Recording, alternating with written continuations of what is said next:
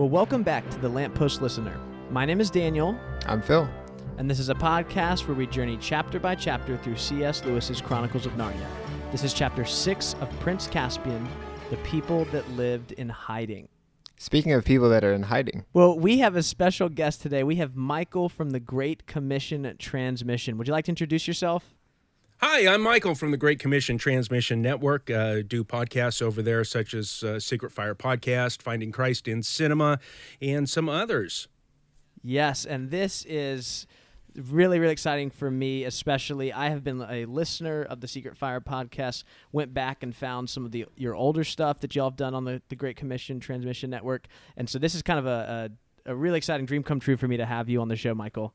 Well, you're too kind. I'm very happy to be here, listening to guys talking about things that I love and presenting it in a way that I appreciate. Obviously, that's a joy. Oh, great! Yeah, and we'll definitely have time at the end of the show. We got some questions for Michael. For our listeners who are not familiar with him or his work, you'll be able to hear more of that. So we'll have that coming up at the end. But first, we've got a chapter to get to. That's right. Let's do it.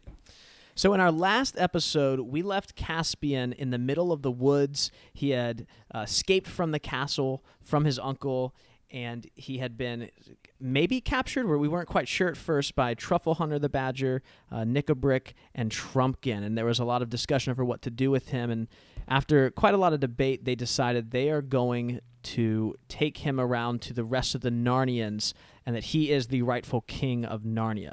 So let's go ahead, Phil. It's an even chapter, so let's do our chapter summary. All right, here we go. Caspian, Truffle Hunter, and the two dwarves set off through the forest to meet and greet the creatures in the area. Caspian is introduced to three bears, all recently roused from hibernation.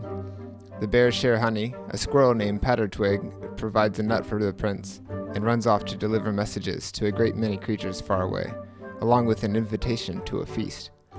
Continuing on, they meet with the 7 brothers of Shuddering Wood and depart with new swords and armor. Then they meet the Black Dwarves and Glenstorm, a centaur, who talks of preparing for a war. More creatures are introduced, among them Reepicheep, a talking mouse. And finally, we learn that the Dryads and the Naiads are in a deep sleep and may not be of help, but that there are still a great many fauns in the area, and as a result, dancing ensues.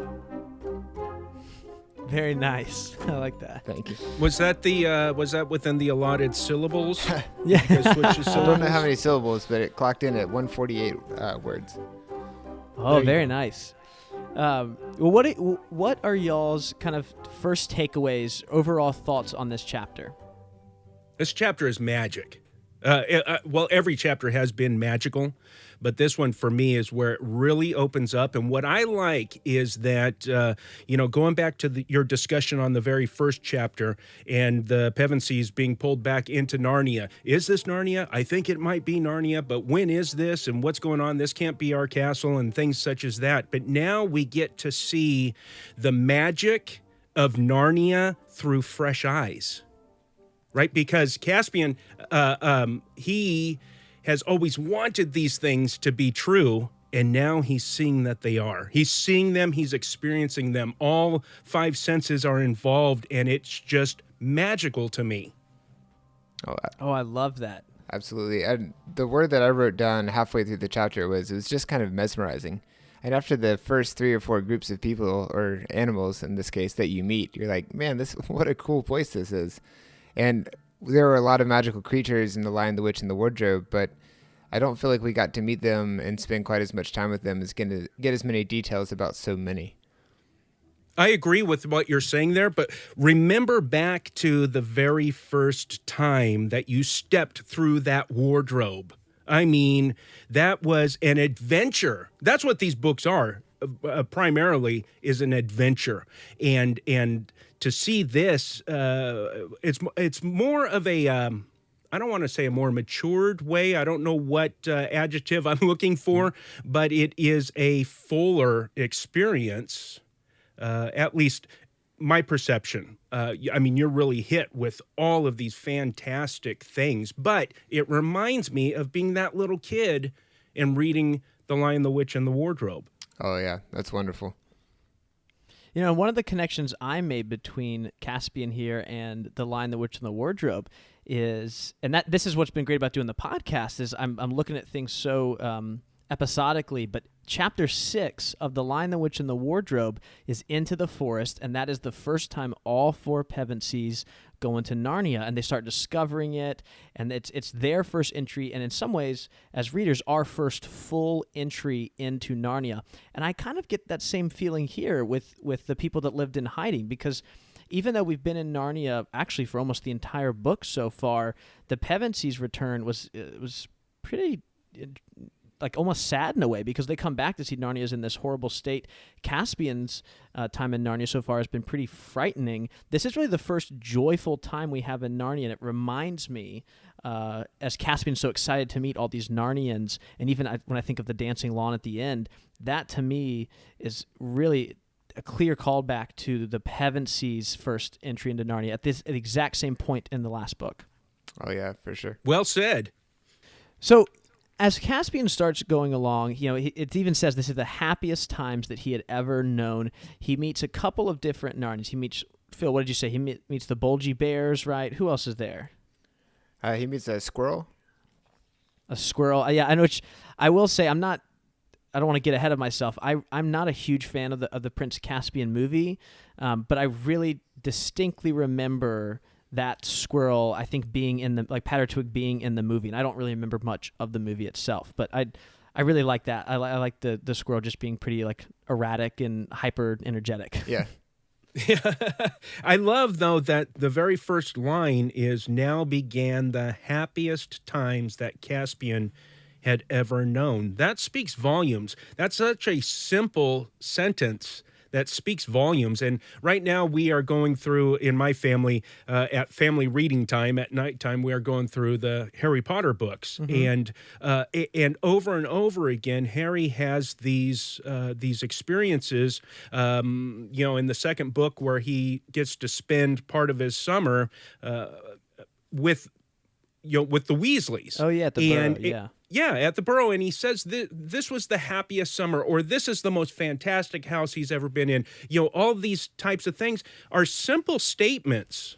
They don't need to be elaborated on, because you know where he came from. Mm-hmm. And here, Prince Caspian is fleeing death.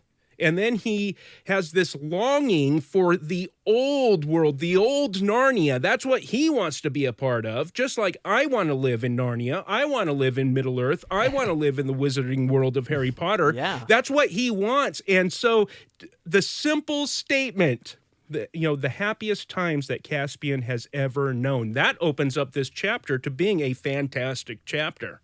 Oh, I totally agree. I think you're really onto something with the history of the character. When you bring up Harry Potter, he didn't have the best life growing up until the Hogwarts stuff, and even that was difficult. But you think about the prince, he didn't really have that great a childhood. Like, he had, every time he liked someone, they were banished from the kingdom, or like they had to help him escape, and he never saw them again. But this is like great. He gets to meet the people that he heard about his whole life. He has no family. He's raised by nannies and tutors, and those people that are his family, well, we know what happens. He's on the run right now. Yeah. Yeah, I think one of the things that's interesting, thinking about his relationship to his family, just to move ahead a little bit in the chapter after he meets, Pattertwig, and they eventually get to a smithy, right? And there's a bunch of dwarves underground. And one of the things that stuck out to me is, C.S. Lewis writes, it took some time to satisfy them that Caspian was a friend and not an enemy. But when they did, they all cried, "Long live the king." And it's really interesting to me how quickly these old Narnians are to trust Caspian, that he is the rightful king. I mean, he is a Telmarine, and there really isn't any way to corroborate his story right now. Like, literally, all the Narnians are just going off of his own word that he's running away from his evil uncle. And so my question is, are the Narnians, are they being a little too foolish here just to trust him? Or is it more of a, the enemy of my enemy is my friend kind of thing? Or is there something magical or regal occurring here that because for me, part of me is like, I don't know if I would trust this guy that just walked in. He's a Telmarine. He's like, actually, guys, I'm on your side. Is there something special or Narnian going on here that lets them buy into this? Those are all fantastic questions. One thing that we do know, I don't know that I can answer that question. One thing that we do know is that at least some of the old Narnians know that a son of Adam has to rule there. Now, does that mean that all of the old Narnians know that? Do these the seven brothers, as they are called, and they're all red dwarves, so there's a spoiler alert for y'all. But so they are more predisposed, I would suppose, to listen to the words that are being presented to them, listen to the case, and it reminds me of the Bereans in Acts, right? Hey, Paul, what you're saying is fantastic, but we're going to test this in light of Scripture to see if what you're telling us is true. That's good. I also like the connection of I think of the seven dwarf lords, right, that were given rings of power. And I know there's not like a real connection there, but just whenever I hear the word, seven dwarves, I don't go to Snow White. I always jump to Middle Earth. Tolkien would love you for that. Yes. And so as they kind of go across and meet these dwarfs, there at one point is a time where I think I can't remember exactly who it is. One of the dwarfs says, shall we go farther up and look for the ogres and the hags and all those things? That would be Nick-a-Brick. Oh, of course it is, right? Yes. And there's a really interesting thing, and I'm going to read a little bit from the text here. It gave Caspian a shock to realize that the horrible creatures out of the old stories, as well as the nice ones, had some descendants in Narnia still. We should not have Aslan for friend if we brought in that rabble, said Truffle Hunter as they came away from the cave of the black dwarfs. Oh, Aslan, said Trumpkin, cheerily but contemptuously. What matters much more is that you wouldn't have me. Do you believe in Aslan? Said Caspian to Nick-a-Brick. I'll believe in anyone or anything, said Nick-a-Brick. Then I'll batter those cursed Telmarine barbarians to pieces or drive them out of Narnia. Anyone or anything. Aslan or the White Witch. Do you understand? Silence, silence, said Truffle Hunter. You do not know what you are saying. She was a worse enemy than Miraz and all his race. Not to dwarfs, she wasn't, said Nick-a-Brick. And man, what an exchange that is. What a tense exchange. That one speaks volumes. Yes. What does it say about Nick-a-Brick? Hey, the ends justify the means. Yeah. Right? What's in it for me? Right. Well, what's really interesting is that to him, the name of Aslan, it seems is just something that signifies power, right? Like when he's like, Aslan is something that, that gives us power and gives us what we want, which is such a different interpretation of the work that Aslan did, right? I mean, you think just like Jesus, Aslan defeats the White Witch ultimately through his selfless sacrifice, not by his power, right?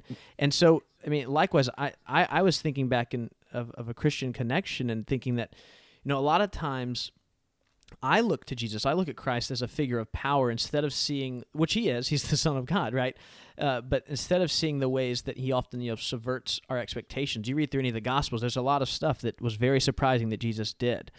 And I specifically drew a connection between Matthew chapter 27, which is during the crucifixion, and I want to read y'all this. This is from Matthew 27. This is verses 38 through 44 from the Christian Standard Bible. Then 2 criminals were crucified with him, one on the right and one on the left. Those who passed by were yelling insults at him, shaking their heads, and saying, "You who would destroy the temple and rebuild it in 3 days, save yourself. If you are the Son of God, come down from the cross." In the same way, the chief priests with the scribes and elders mocked him and said, "He saved others, but he cannot save himself. He is the King of Israel. Let him come down now from the cross, and we will believe in him. He trusts in God. Let God rescue him now, if he takes pleasure in him. For he said, 'I am the Son of God.'" In the same way, even the criminals who were crucified with him taunted him. And so the parallel that I draw is that, like, I could see Nick-a-Brick amongst the crowd of evil Narnians, if you think back to The Lion, Witch, and the Wardrobe, at the stone table, who are just kind of scoffing at Aslan. Not the ones coming up and, being the ones that actually are executing him or cutting the fur off of his mane, but instead, he's just one that's kind of yelling and jeering at Aslan maybe not calling for his death, but refusing to align himself with Aslan because Aslan's not exactly what he expected as a savior. Does that make sense? That's pretty profound. I mean, absolutely. It really shows, though, when you are pointing out what's taking place in Matthew 27, and we compare that to what Nickabrick is saying, you can see that Nickabrick does not know Aslan. These people that are mocking do not know God. Jesus said, if you believe in the Father, you'll believe me, right? Because I only speak the words of the Father. They didn't know the Father. They didn't know him. And Nickabrick is really just feeding his own appetite. Hey, whatever serves me in the end, that's who I'll go with. Whoever serves me, not the other way around. I will serve. No, they need to serve me. Right. That's the kind of character that adds a lot of tension because they're in the group of the good guys, but they're not quite like all the good guys. And I've seen this before in like movies and stuff. I think The Matrix kind of comes to mind where there's one character and it's kind of like they are out for themselves. That might prove to be trouble later. Yeah. That's a little leaven spoils the lump, that's a hair in the ointment or a fly in the ointment, right. A hair in a biscuit, I think one of the critiques that often comes up with the Chronicles of Narnia is that it doesn't have any complicated depictions of evil or of bad guys, which I think C.S. Lewis would usually say, yeah, that's what I was going for. I think about like how Tolkien, I think about the difference between the Lord of the Rings films and the books, whereas in the films we see so much more of Sauron and Saruman. We get a lot more depiction of the bad guys, the evil in the movies than we really do in the books. And I think the same could be said for Narnia, but that's not necessarily true of someone like Nickabrick. I know we don't move ahead, especially because Phil hasn't read ahead, but just the idea, this is not a clear character who's good and evil. And I think really Nickabrick might be the first person who's maybe morally gray, at least right now he is. Because even Mr. Tumnus, he almost kidnaps Lucy, but by the end of that chapter, he's her best friend. And there's no looking back for him. Like, it's very clear he made a mistake. He's 100% a good guy. With Nickabrick, we really aren't sure who he is. Talking about Tumnus, he had heard the stories about sons of Adam and daughters of Eve. That's why he asked, "Are you a daughter of Eve?" And yes, he was under strict orders by who in order to report any suspicious activity. But once he met her, he was changed. Yes, he went through and did what he was commanded to do, and then immediately repented. He's not like a Judas. Judas didn't repent. He never repented. Tumnus certainly did, and then he was in the camp of, well, you're of Aslan, and I want to be of Aslan. And Nickabrick here is, all throughout this chapter, just watch him. Watch the way he sits and the way that he looks upon whatever's taking place. Look at, his solution to things. He's nothing like Mr. Tumnus. One of the other interesting things about that exchange, too, is the way that Truffle Hunter calls back to the White Witch and saying, "Oh, she was so much worse, than Miraz is," and that takes a lot of wisdom because we established this is 1,300 years ago. So, like for Truffle Hunter to say, "No, the enemy right in front of us isn't as bad as she was," and I think he's right. I think he's right that the White Witch is worse than Miraz in that sense. But that takes a lot of wisdom to say, no, the thing right in front of us still isn't as bad as that. Because so often, I know I'm apt to say, no, well, whatever's right in front of me is the worst thing. And Phil knows this from just our life in general. I often speak in extremes. And so I'm really impressed with the way that Truffle Hunter has looked at the situation, and even though he's still taking what's happening very seriously, he still kind of knows where they stand in the history of things. Yes, well, that's wisdom. Absolutely.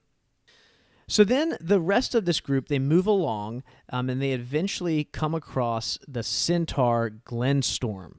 And Yay! I love centaurs. Yes. Sorry, I had to please do. burst in there. Well, what's really cool about this exchange too is Glenstorm is just, I mean, you'll see Phil, he is just a really cool character. It's really exciting that he is here. And I mean, there's a turning point here in the chapter, because as soon as they meet, he cries out, "I and my sons are ready for war. When is the battle to be joined?" Centaurs are the best. Oh yeah, they've always been and that's another reason why I was sucked into Narnia so easily. Was the centaurs the fantastic? Yeah, well, yes, definitely, but all of it, fauns and satyrs and dryads and all of these things. I've always just loved that. I love fantasy. I love fairy tale, and there's so much importance to fairy tale. I mean, what did C.S. Lewis write? Someday you will be old enough to start reading fairy tales again. Oh, yeah. Mm-hmm. I've always been old enough to read fairy tales, but also, this centaur. J.K. Rowling is a fantastic writer. I think she weaves a great narrative, but she borrowed so heavily from, she was standing on the shoulders of giants, right? Mm-hmm. Ferenzi is who I think of, and all of those centaurs in the wizarding world, and they're stargazers, right? Just like in this case. But the fantastic thing is that we already know these stars that he is going to talk about. Yeah, because they're the same ones we saw in I think chapter 4, right? When Dr. Cornelius and Caspian go on top of that tower. Yes, and you have the one star represents peace. What was that? That was the female star represents peace. Mm-hmm. I can't remember what the other star stood for. Do you? I don't remember off the top of my head. I know they're named Tarva and Alambil, I think, but I can't remember which one is which. Yeah, we'll have to look that up here and get an answer for that before the show ends. Yeah. But what's really interesting about all this exchange is that even as all this is happening, it says, Caspian had not really been thinking of a war. This had just been like a fun trip they'd been going on just to meet, He had thought that this was maybe of just gathering the Narnians up so they could live to themselves in the woods and the caves, and build up this, old Narnia in hiding. But it's here that Glenstorm is kind of the spark that, like, it says everyone felt much more serious, because, like, no, like, you've got your sights set too low. Like, we're not just here to gather us together. We're here to win back Narnia to the people to whom it rightly belongs. That's right. And that also is because of the knowledge that he has. He understands the stars. And going back to the chapter where, it's Tarva, the Lord of Victory, salutes Alambil, the Lady of Peace. That's right. How profound is that? Yes, this is a fairy tale for children. This is profound. The Lord of Victory and the Lady of Peace. If that is not a picture of Jesus Christ, there is no picture of Jesus Christ. I mean, if that's not a picture of Jesus Christ, then Aslan isn't a picture of Jesus Christ. That's profound. And that's what this centaur has seen. That's why he comes, and his greeting is, "Long live the king!" He cried that out. And then, "I and my sons are ready for war. When is the battle to be joined?" He's ready. He's been ready. He's been watching the stars. He saw the signs.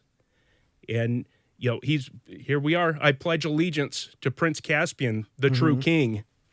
That's the kind of person that you're definitely excited to have on your team. That's why centaurs rock. Yeah.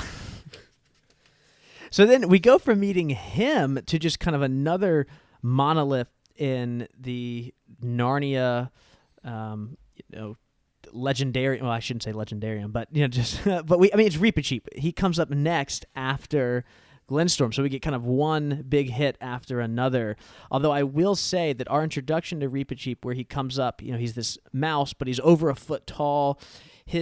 We know that as we move on, he's going to be this huge character, for a lot of people's favorite character in the whole series. But we really don't get it. It's just kind of a little peek behind the curtain here as to him, because we hear he comes up, he says he's at Caspian's disposal, and then we don't really see him much after that. But I just wanted to know if you guys had any thoughts on his introduction here. Well, you already know that he is an honorable mouse.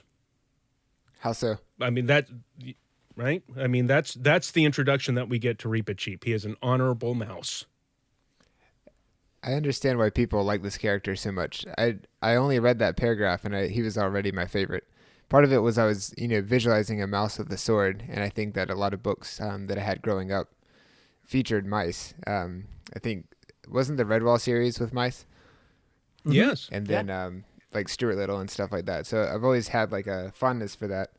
But even the way he just like introduces himself, he says, there are 12 of us, sir, or sire. And then the laundry basket and detail was hilarious. Like that's what Caspian thinks. And I think that underestimating of Reepicheep is going to come up later, where we're going to see just what he can do. Well, his type of character is a common trope, right? Hobbits, even the smallest of people can change the course of events, and on and on and on. And so to see this mouse, and yes, he's just over a foot tall, but a foot tall mouse, I mean, come on, we just met a centaur, but he is eager, he is ready, and he is willing. Those are things that we should be. Yeah. Phil, do you want to read that paragraph about him, about Caspian's thoughts on him, just in case readers don't remember? Absolutely, I do. His name was Reepicheep, and he was a gay and martial mouse. He wore a tiny little rapier at his side, and twirled his long whiskers as if they were a mustache. There are 12 of us, sire, he said with a dashing and graceful bow, and I place all the resources of my people unreservedly at your majesty's disposal. Caspian tried hard, and successfully, not to laugh. But he couldn't help thinking that Reepicheep and all his people could very easily be put in a washing basket and carried home on one's back. I love that. And I think it works in two ways. One, it works in a way that Caspian is probably doing what we're doing, whether we're an adult or a child, and we're just saying, this is a cool character, but how much can he really do? He's a 1 foot, a little bit taller than a foot mouse, right? But also at the same time, it's a reminder of Caspian's youthfulness, right? That he sees this mouse that is in this very, professional, not quite the right word, but I mean, the very dignifying way he's pledging his allegiance to Caspian. But Caspian, who's still a boy, like finds this to be really funny just because of what's in front of him, which I think a lot of, when I spent a lot of time in elementary school, my students would be, I mean, that's the thing that happens, right? Like when someone comes in who's really serious, it's hard not to just think that's funny when you're, 11 years old. Right. It's really a case of judging a book by its cover. I mean, that doesn't have to be real heavy. It doesn't have to be filled with gravitas. It could be light, just like this. So here, what did we say that Caspian is about 13 years old? Was that what I heard you guys say? I think that's right. Yeah. And when I was 13 years old, I giggled at everything. Just like I just did. And there's as this. Exchange goes on as they go out through the rest of the day. Caspian meets all these other creatures, and I love the way it ends before we kind of get to the last set piece of this chapter, which they get to a spot where they eat dinner and they smoke some pipes. And I love kind of the aside that Trumpkin lights his pipe and Nickabrick is not a smoker. And I feel like C.S. Lewis is someone who did smoke a pipe, and Nickabrick is kind of this maybe morally gray character. This is like a hit against Nickabrick, like, oh, and he wouldn't even smoke, right? That's great. Yes, C.S. Lewis was a smoker, and when the Inklings would get together, there was a room full of smoke. So yes, maybe this person is untrustworthy. That's what I have to think. Is they're all sitting there, they're all smoking together, and we're like, we can't trust that one guy because he thinks he's too cool, or I don't know what it is, but he won't smoke with us. So I wonder though if it is pointing to that concept of, maybe Nickabrick is looking at them and saying, you're really not one of us. You're not one of me, somebody that will do anything in order to gain our former glory. Going back to, he has no allegiance to anybody. It's just, the ends justify the means. Is this a way, was this just an aside that C.S. Lewis put in there, or is this another thing to show us that Knickerbrick is separating himself from this group? I would say it's probably even both. I mean, that's the kind of writer C.S. Lewis is, because I hadn't thought about it. This is like one more thing against Knickerbrick. Is like he is not a part of this team of this group of Narnians. It's not that he's necessarily against them. Right now, they all want the same thing, but he is not. It's not for the same motivation. Yeah, there's something going on here. So right after that, I want to read a portion from the book here because it ties into one of the themes we've been talking about. "Now," said the badger, "if only we could wake the spirit of these trees and this well, we should have done a good day's work." "Can't we?" said Caspian. "No," said Truffle Hunter. "We have no power over them. Since the humans came into the land, felling forest and defiling streams, the dryads and the naiads have sunk into a deep sleep. Who knows if ever they will stir again? And that is a great loss to our side. The Telmarines are horribly afraid of the woods, and once the trees moved in anger, our enemies would go mad with fright and be chased out of Narnia as quick as their legs could carry them." And I think this is a really important section of the chapter, and something I probably wouldn't have noticed, if I read this just a year ago. Because, Michael, I don't know how much you've listened to the last couple of episodes, where we've kind of opened up Pandora's box of yes, Michael Ward's I have Planet heard Narnia. That. So, and as we've talked about, one of the themes is war that's associated with the planet Mars, but another one is also the trees. And I have never, if you had told me before I'd even heard that theory, like Caspian has a lot to do with martial imagery, I would be like, yeah, sure, that makes sense, right? A lot of the covers have some kind of battle, that part makes sense. But I have never picked up on how much trees are a part of this story until now. And I feel like every chapter I'm finding some kind of, like C.S. Lewis points out, something to do with the trees. There is something about trees. Now, I have never in my life, and I'm an old guy, I mean, I've always known that Mars is the planet of war and the god of war. Never heard anything regarding trees, and so I'm going to have to look into that myself. But trees, yes, I mean, well, let's go back to Lion, the Witch, and the Wardrobe. When they go through the wardrobe, what are they amongst? They're being poked by these trees. The same thing happened in this book when the kids ended up in Narnia. Not sure it was Narnia, but the first thing is they're being poked by trees. But the trees are alive. Everything is alive in Narnia. Everything has being, at least of old Narnia, right? And so now these trees and the spirits of the trees and the spirits of the waters have gone to sleep. And why is that? Because of the Telmarines, right? And now you have Miraz, who, this is interesting that he is called a usurper, right? Usurper is a fantastic word that I don't think that we use enough. But to usurp, it being a verb, right, something you can do or something that you can be, is to take a possession of power or importance illegally or by force. He is a usurper. And that reminds me, many listeners have watched the Lord of the Rings films. I don't know how many have read the books, but in the films, in Fangorn Forest with Treebeard, Treebeard is walking along and he's talking about Saruman and all of these terrible things and calls them, usurpers and things. Well, that was actually Tom Bombadil who said that. And in the old forest. And as he is leading the hobbits back to his home, after rescuing them from Old Man Willow, who is very much like the trees that they are describing here, he would run you off. Okay, an angry tree. As they listened, it says, they began to understand the lives of the forest apart from themselves, indeed to feel themselves as the strangers where all other things were at home. Moving constantly in and out of his talk was Old Man Willow, and Frodo learned now enough to content him. Indeed, more than enough, for it was not comfortable lore.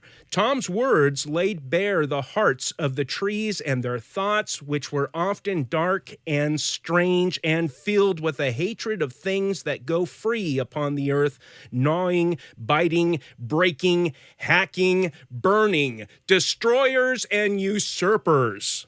Doesn't that sound like perhaps a description of this forest and the spirits of the trees and of the waters? And if they were awoken, they would run the Telmarines out of town. Oh, wow. That is such a good... This is why we brought you on the show, Michael. That was such a great connection. I love that. Well. So why are they in a deep sleep?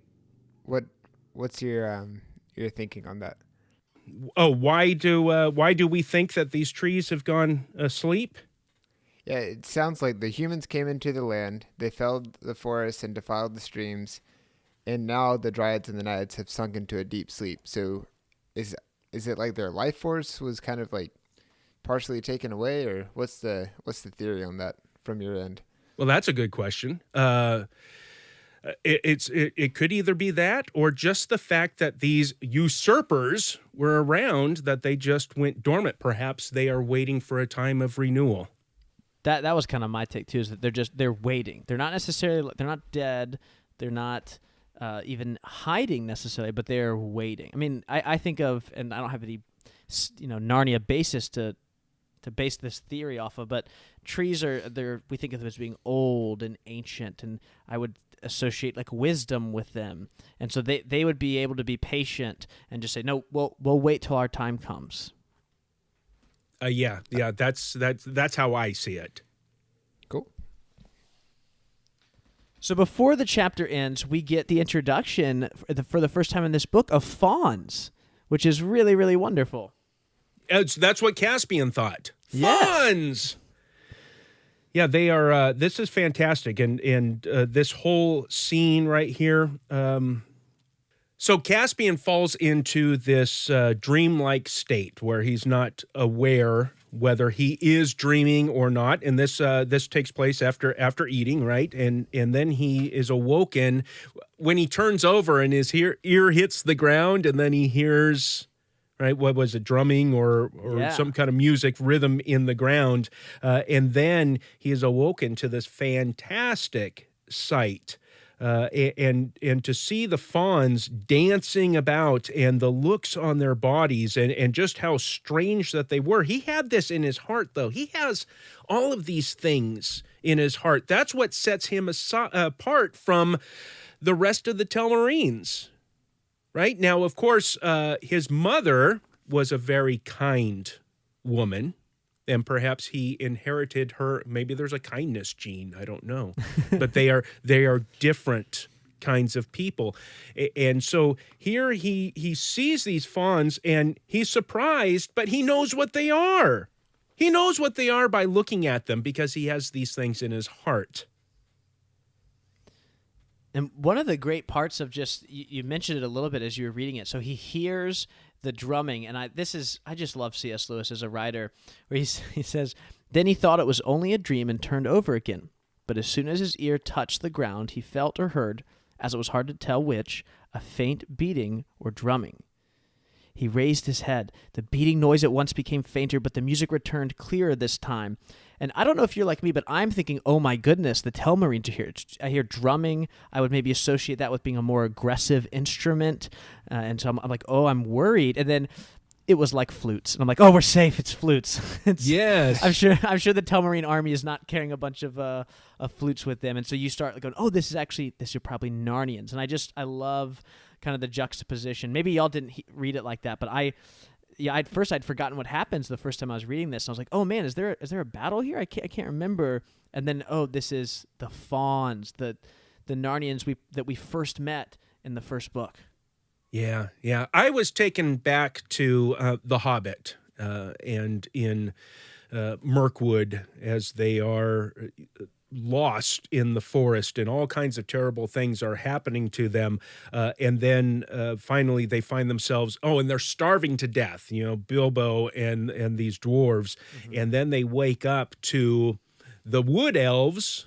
They can hear them having a party, a real shindig, and they know that there's food there, and they get as close as they can, and the lights go out and disappears. Silence. And then a few moments later, the same thing breaks out over in another area, and so they go over there to try and get food. It just took me back to that. That was my first thought. And so that's why when he sees the fawns, he actually gets to take part in that. He gets to experience that, because these fawns are old Narnians, and they are waiting on Aslan, and perhaps they too know the story of the stars, and these were things that were expected. I just really get in this chapter, everybody's expecting Prince Caspian. And so that's why it's easy to convince others that, hey, this is Prince Caspian.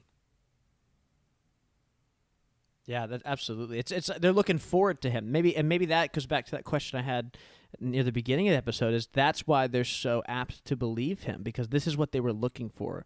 He's not necessarily he's not Aslan, he's not their Messiah, their savior, but he is supposed to be their king, and so they've been looking for a king, and now this makes sense. So do y'all have any last thoughts on this chapter before we wrap it up? I do. Go for it. Okay. Let's hear it. The whole time that I'm reading through this chapter, I just brought back to the book of Isaiah, especially Isaiah chapter 65, verses 24 and 25, and this is out of the NASB, the New American Standard Bible. It will also come to pass that before they call, I will answer. And while they are still speaking, I will hear. The wolf and the lamb will graze together, and the lion will eat straw like an ox, and the dust will be the serpent's food. They will do no evil or harm in all my holy mountain, declares the Lord, or says the Lord. And that goes back also to Isaiah 11, which is the famous passage of the peaceful kingdom. And that's what I'm seeing in this chapter. Yes, we have badgers and bears and dwarves, and we have all of these mice, right? And squirrels and fawns and centaurs, and they are all together. They are of one accord. They are one people. They are the old Narnians. Yes, it's pointed out that there's these creatures and these creatures and these creatures, because in the kingdom of God, there are these creatures and these creatures and these creatures, but they all lie down together. They all eat together. They all dance together, and most of them smoke pipes together, right? And so I think that is a powerful, powerful picture of the kingdom, which, we don't have time to go into. What is Narnia? Is it the same as our existence? Are they parallel, but the story is told a little bit different? We don't have these fantastic creatures in our world, but they are the norm in Narnia. But the same. What's the quote from C.S. Lewis about what this book is about? The restoration of the true religion after the corruption. Corruption, yeah. Right? We have seen the corruption, and we are seeing the corruption, and the corruption still has a hold on the trees. The spirits of the trees and the spirits of the water. They are still hibernating. They are still waiting for something. But we also see the enmity between different creatures, and and they are hesitant about Prince Caspian. You are a Telmarine. That's danger. But because they have been expecting this, they know that a son of Adam. See, I could go on and on and on and on. This is, to me, a picture in the New Testament of what was going on, and you had the corruption that was taking place with the powers that be in Jerusalem, and they were hunting down these followers of Christ, people of the way, and then they come up with this pejorative, Christians, which is little Christ people, and it was dangerous times. They were the same type of dangerous times as Caspian is experiencing. They want to kill you, okay? They hunted them from town to town, all throughout the known world, and that's what's going on. You have usurpers. These people, going back to your discussion on Matthew chapter 27, these people that do not recognize God as the authority. They recognize their own power as the authority. And so now we get to see in this chapter this beautiful picture of the peaceful kingdom. Oh yeah, there's still battles to be fought, but these people, these creatures are all together. They're one. Wow, I really appreciate your take on that, because I had not thought of it at all like that. And it even then draws, I'm just making all these connections we just don't have time for, and I think that's really, really wonderful. And I think this is also a great place for me to plug, Michael, that listeners, if you love hearing like Michael's thoughts and making these connections, go listen to the Secret Fire podcast, because then you just get this, every time you listen to an episode. Well, I hope so. Yeah. Those are really, really good closing thoughts for the chapter. Phil, do you have anything else? So one thing that Michael just said that brought me back to a part earlier in the book where Glennstorm is talking. He says he's talking about Tarva and how do you pronounce it? Alanbil? I think so. Yeah, Alanbil. Yeah. He's talking about Tarva and Alanbil have met in the halls of high heaven, and on earth a son of Adam has once more arisen to rule and name the creatures. To me, I think that's the first time I've heard Earth mentioned. Does that sound right? I don't know if we've had the word Earth mentioned. That is a really good point. That's a good question. I think we might feel later on in this series. I can't remember exactly. I think we might have, some of that might come up in Dawn Treader, but I don't think we've said anything about it. Yeah, I don't think C.S. Lewis has mentioned it yet. Okay. So that just stood out to me because it's not really clear. Is Narnia a different, completely different planet, or is it like a different time period? It seems to be distinctly different and running in parallel to Earth, just at a different rate. But that was a detail that stood out. And then, Michael, what you were saying kind of jogged my memory on that part. I had it underlined in the book. Yeah, that's fantastic stuff. The only thing that I could say, the only way that I can explain or describe Narnia is that it is other. Exactly, yeah. And I think even the language that C.S. Lewis uses so far, and it might change later on in the series, but he's always just said our world, meaning us here on Earth. Yeah, reading the book. But or he'll say, and then like Narnia. But this is interesting.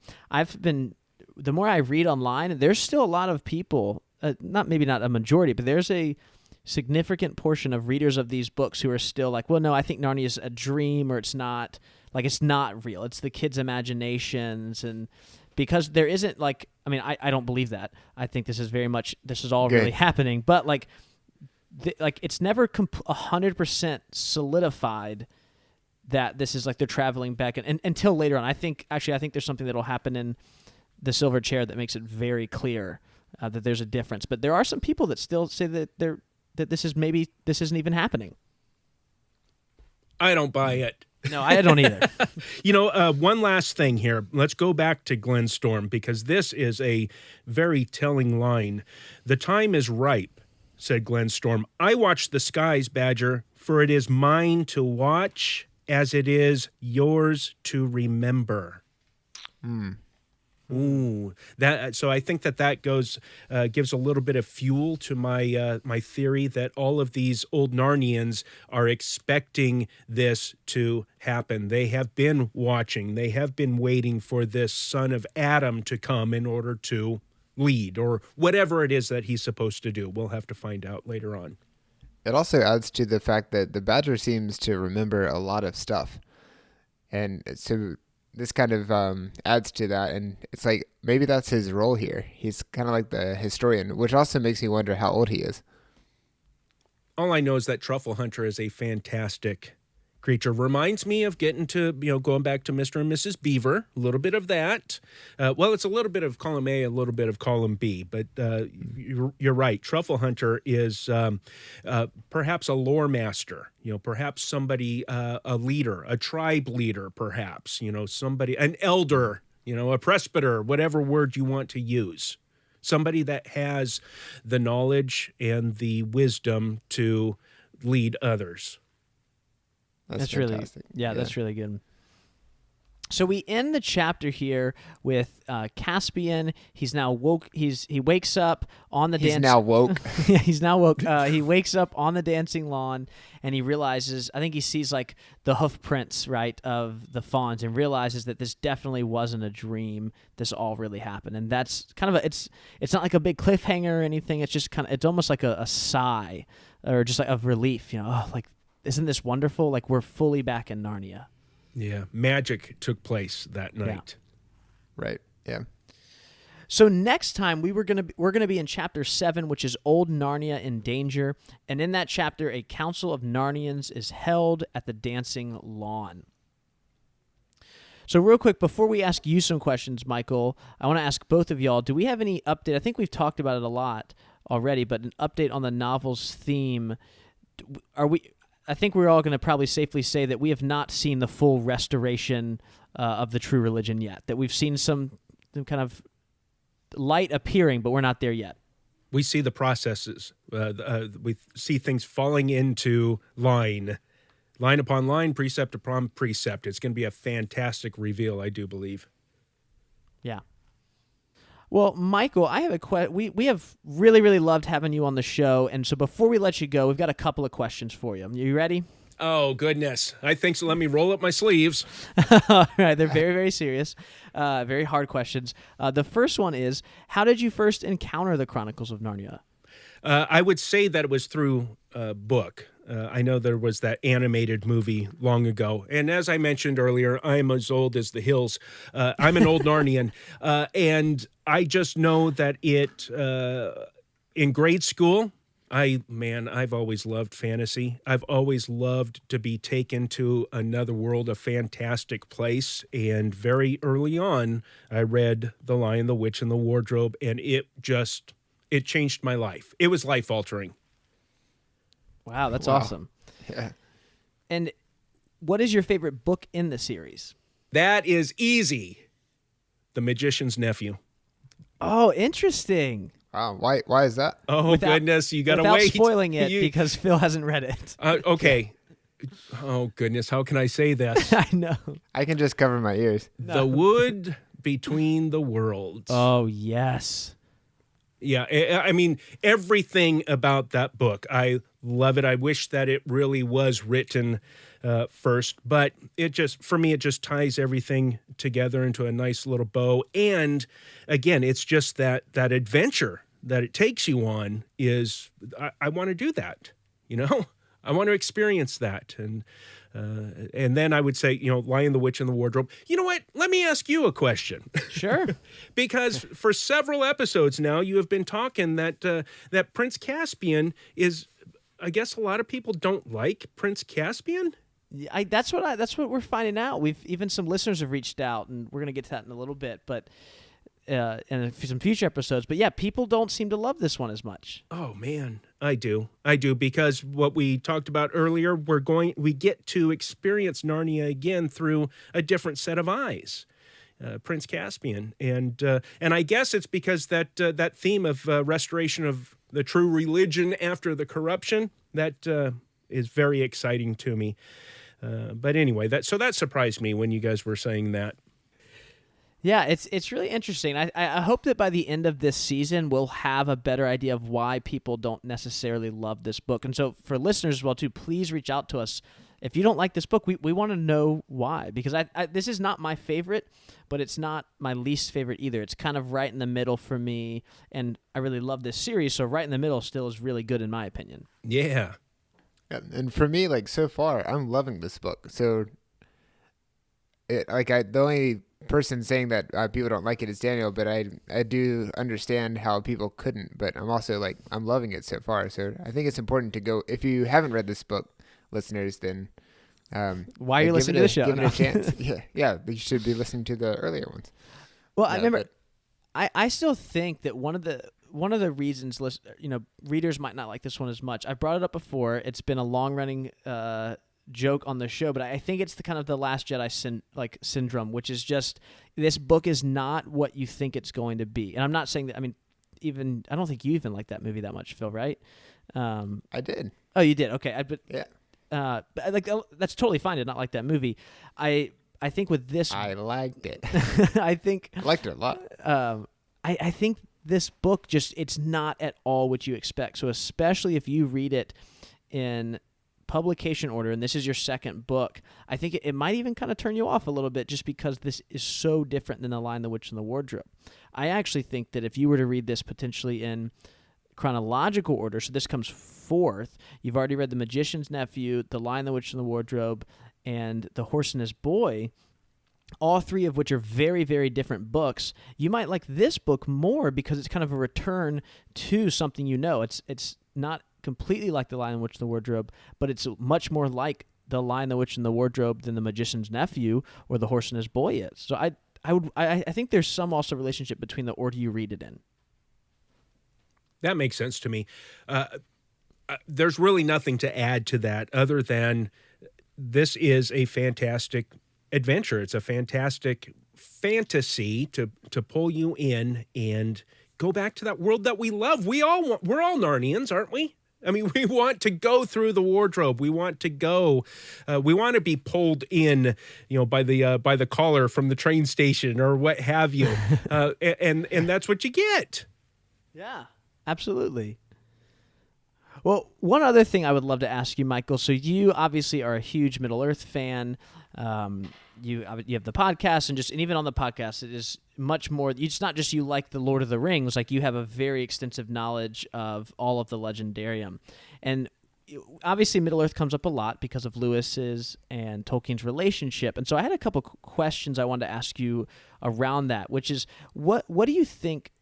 It's really just two questions. What do you think the biggest similarity is between Narnia and Middle-earth? And then what do you think is probably the biggest difference? Like, what's the thing that really sets them both apart individually?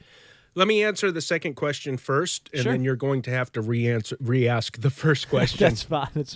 The biggest difference would be what Tolkien's problem with the Chronicles of Narnia was, and allegory. Okay, now Tolkien says, I cordially dislike allegory in all of its manifestations. Tolkien felt that allegory was the author asserting dominance over the reader and saying, this is what you're going to get out of the story, whether you like it or not. I disagree with the professor on that. That's one of the two things that he and I don't see eye to eye on. I love allegory. Pilgrim's Progress, I mean, you don't get any more allegorical than Pilgrim's Progress, which is a fantastic book.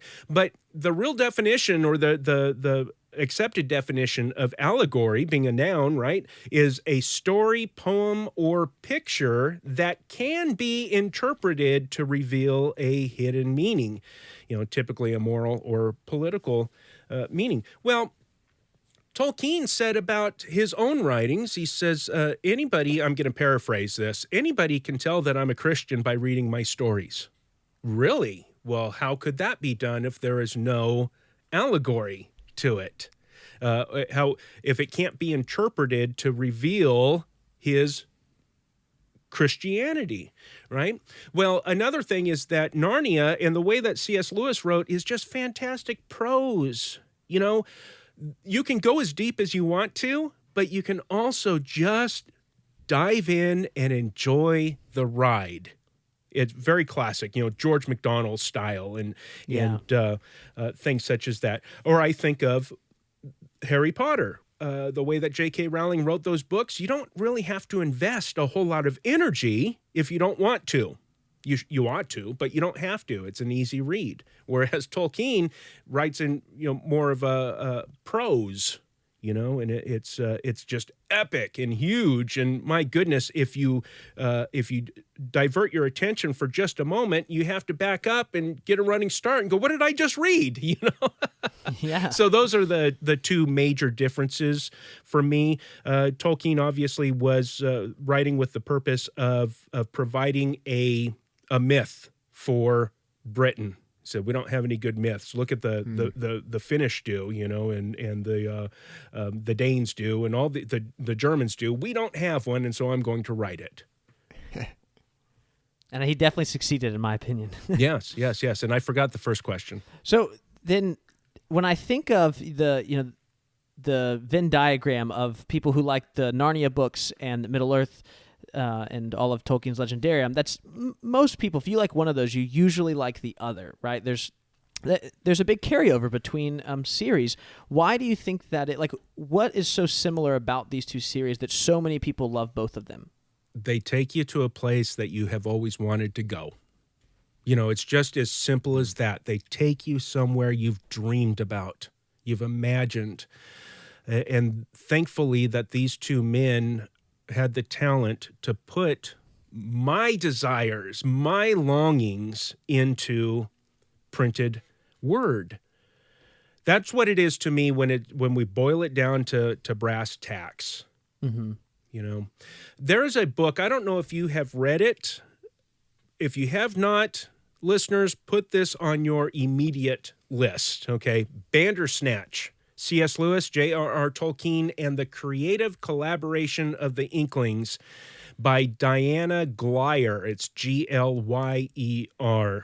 This book is a newer book, probably one of the newest amongst the Inklings books, and it just knocked me.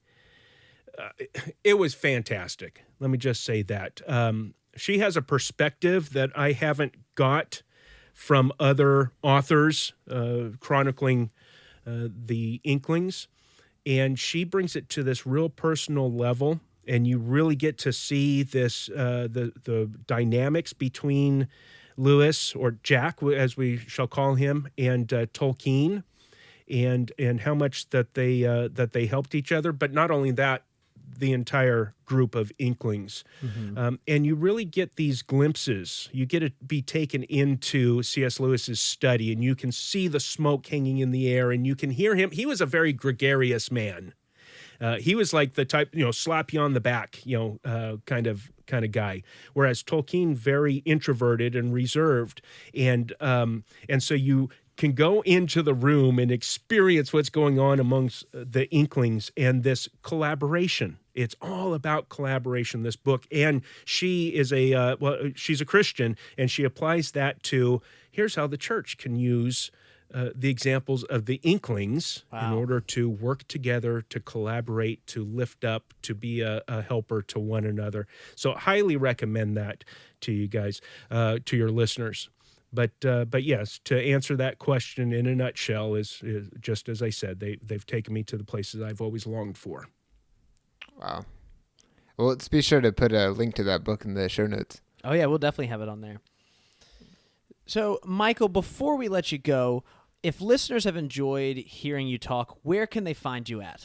In your favorite podcast app. Just if you want to listen to us going book by book, chapter by chapter through Tolkien's Legendarium, which we are in Lothlorien now. We are in the Fellowship of the Ring. We're starting chapter 7 of book 2, and we're just going through word by word. And once we're done with this, Lord willing, or as we say, Iluvatar willing, and the Bruin and don't rise, we will continue on with other writings in the Legendarium.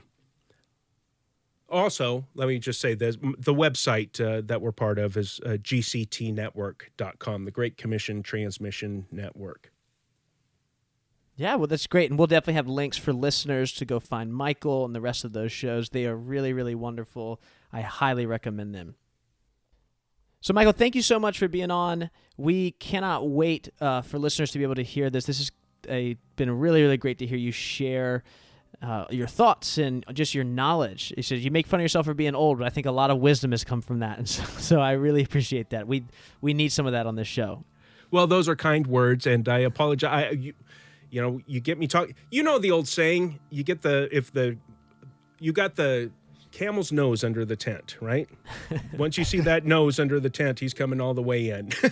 Yes, I love that. I don't think I've ever heard that before. I really like I have that. not, but I'm going to use that all the time now. See, that's an old guy saying. It is, that must be, yeah. Well, listeners, you can follow us into Narnia on our Twitter or Facebook pages. If you have any feedback, you can email us at thenarniapodcast@gmail.com, or you can leave us a voicemail at 406-646-6733. We always appreciate a review on Apple Podcasts because it helps other listeners find our show and join together on our read-through. Also, just make sure you're subscribed to the show so you can wake up to a new episode every other Wednesday. Our show's themes were created by Kevin MacLeod, and you can find more of his work in the links in the episode's description. Thank you for coming along on this journey, and we'll be back next time for Chapter 7.